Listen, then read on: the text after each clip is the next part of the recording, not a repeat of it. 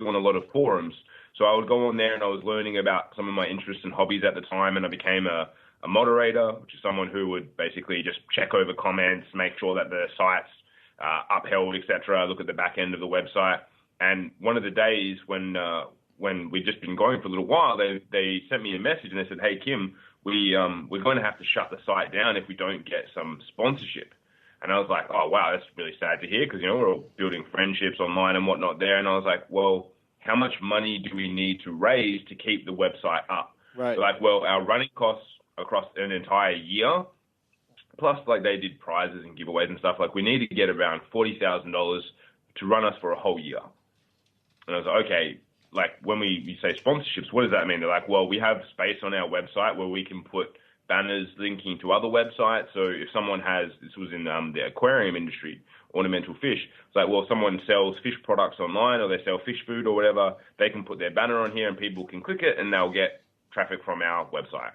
And I was like, "Okay, it sounds easy enough." I was like, "Do we have anything to kind of support how much traffic they would get?" They're like, "Oh, there's some information in the back of the website." So I went in there, took a screenshot, or I cut it out and pasted it into Paint or something like that back in the day. And I was like, "Okay, let's see what happens." So I just went, this was about, 2:00 in the morning. I had school the next day. Uh-huh. So I went through and found every website that I could in Australia that had anything to do with aquariums or fish.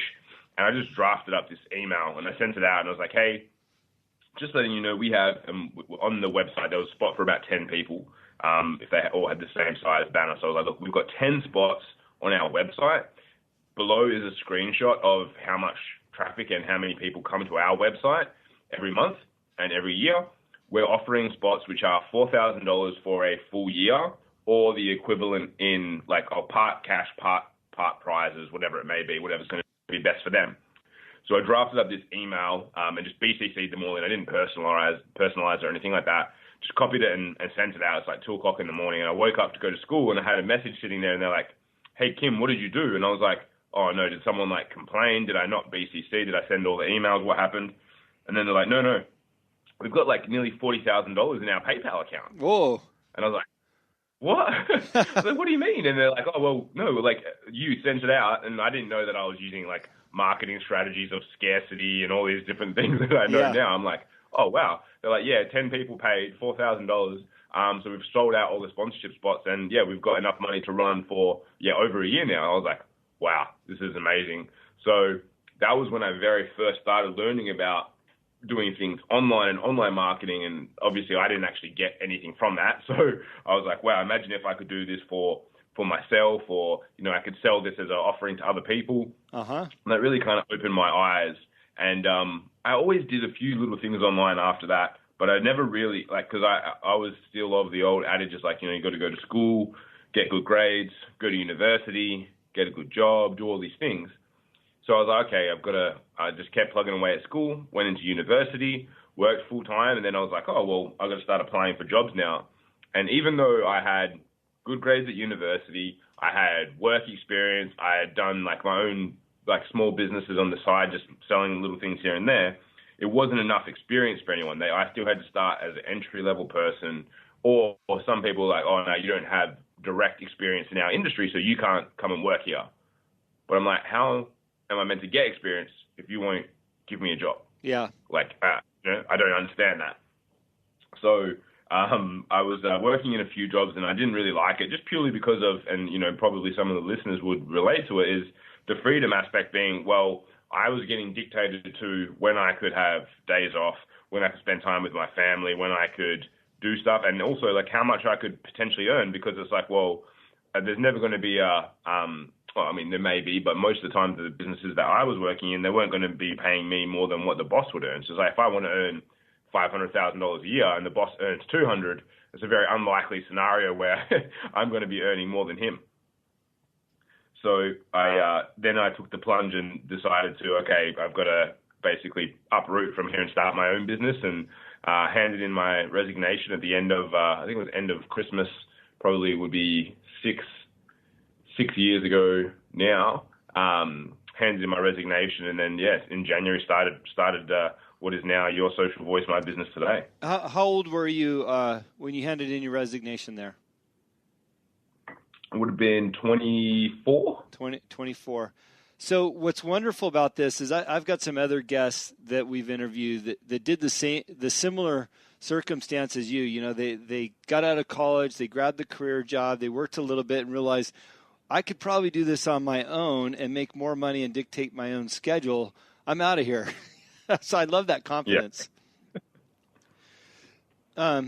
You said something interesting, and I don't want to dig too far back in your past, but another thing that we talk about often on the show with entrepreneurs and people that are attracted to our guests is you were working at a young age. You were making money, and like you, I kind of did a similar thing. I was buying gum at the grocery store and upselling it in grade school.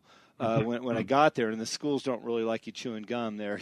So I get it. But, the paper route, having the paper route and selling the candy bars, all those things at a young age teach you how to become an entrepreneur or how to make money. Obviously, that's something that was inbred in you. Did your parents teach you that, or were you just on your own? Well, I think I definitely got a little bit from my dad. Like, he had his own business, but he all the time was also always trying to find different ways to bring things in and different opportunities for everything. But like when I was little, like if you'd asked me, I think like even when I was 5 or 6, like what do you want to be when I grow up? It was always a businessman was my answer. I don't know why, but that was always there. It wasn't like a fireman or like astronaut or anything cool like that.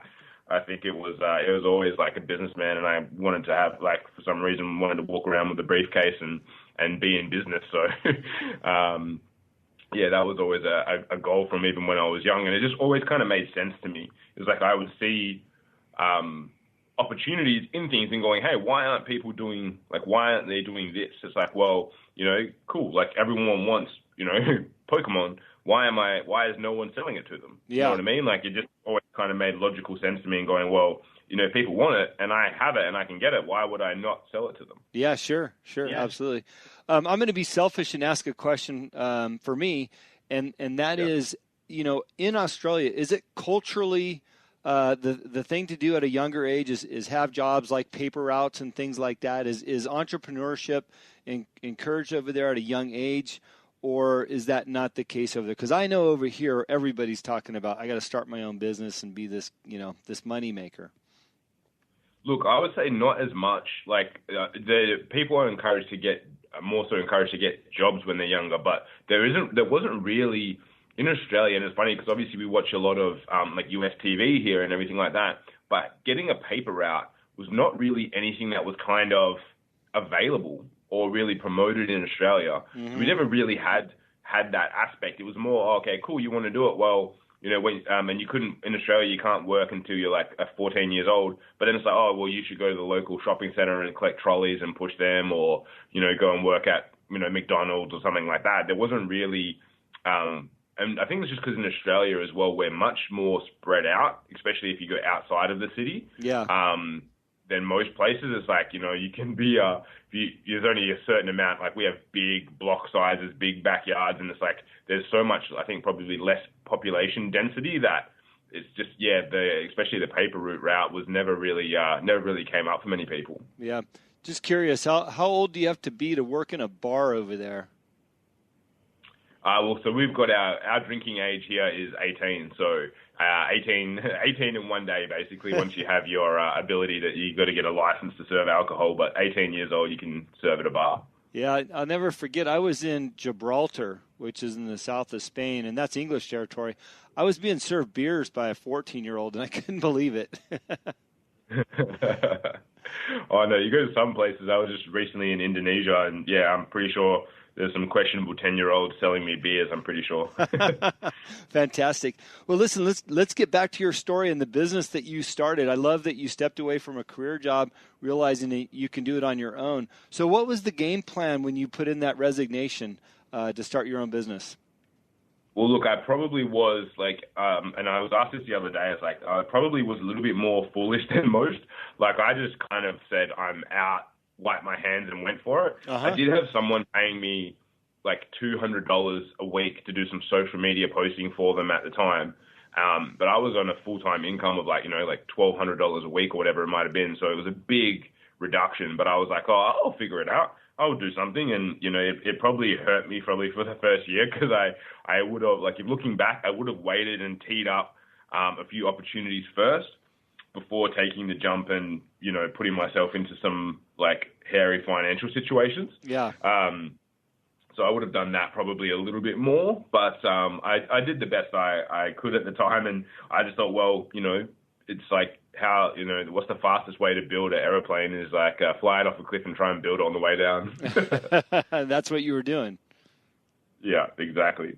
So clearly you didn't have a business plan all drafted out, ready to go, and you were going to open your doors with a big plan.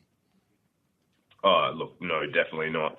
It was definitely something that I adapted and went. And I think for most people, and this is just in my experience, but I think that if you go too hard, especially at the beginning, like unless you're getting a franchise or you have a specific bricks and mortar business that you're going to be opening up, it's going to be quite hard to just have a specific business plan and just follow that plan and it's going to work to a T. Like unless it's a franchise and you're using their model, because things change so quickly and market conditions are so variable, and especially in, I think, today's climate and economies, things change and chop all the time. So if you're trying to launch with a perfect plan, I don't think that's possible. And I was just lucky I'm in the digital space. So for me, things are a lot more flexible versus someone who's opening a shoe store or, they want to open a cafe or something like that. Yeah, yeah.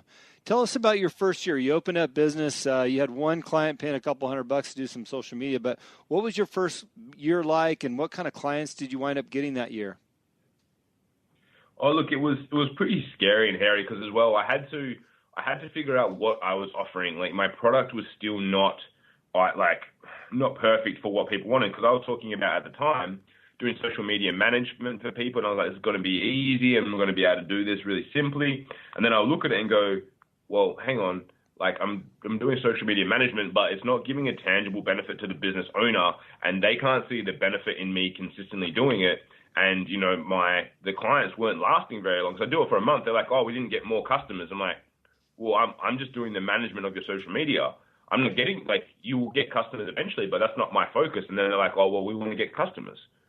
I'm like, oh, well, okay, then I need to kind of rethink what I'm doing. So I started looking at, what was I good at before, and why did I like what I was doing? I was like, well, I was doing ads on certain networks, and I was doing it on certain placements and whatnot. And I was like, well, if I do ads, then I can say, look, it's going to be a bit more money, but I'm going to be able to give you a better outcome versus going, oh, we're going to hope that you get engagement and hope that someone comes in and buys something from you. It's like, well, actually, we're going to do, that's when I first started, like, more so giving definition to what I was doing before, which was direct response marketing, and going, hey, we have an offer, we want people to take it up, let's get them to give us their details so that then we can have a further conversation with them and offer them our products and services. Yeah. So I had to really refine and understand the product that I would take to the market, which is what I spent probably most of the first 18 months doing. So, you bring up some good points there, because I know that there's a lot of individuals out here making okay money doing social media for companies. And there is that old age issue of you might be doing a great job with the face of a brand, but it's not bringing them more customers. It might not even be bringing them more followers. However, it could be building their public image, their consistency of looking like they're in business and all those things. Are these the kinds of things that you teach people through your business, how to be better at that stuff, or how does that approached? Well, I mean, now I still give people advice on that, and we actually consult and coach a lot of agencies with what we do now as well to really help them understand what they're doing and how to do it better. But the big thing I say is, like, look, as long as you have some content going out, that's fine. And so, like, if you're new to business, the main thing I would say is, like, do once a week, do a video. There's no such thing as like too much or too little unless you're posting once a year. But it's like, do a good quality video talking about what you have every single week, and then focus on going, cool, after that, how am I going to consistently bring in people who want to use my product or services?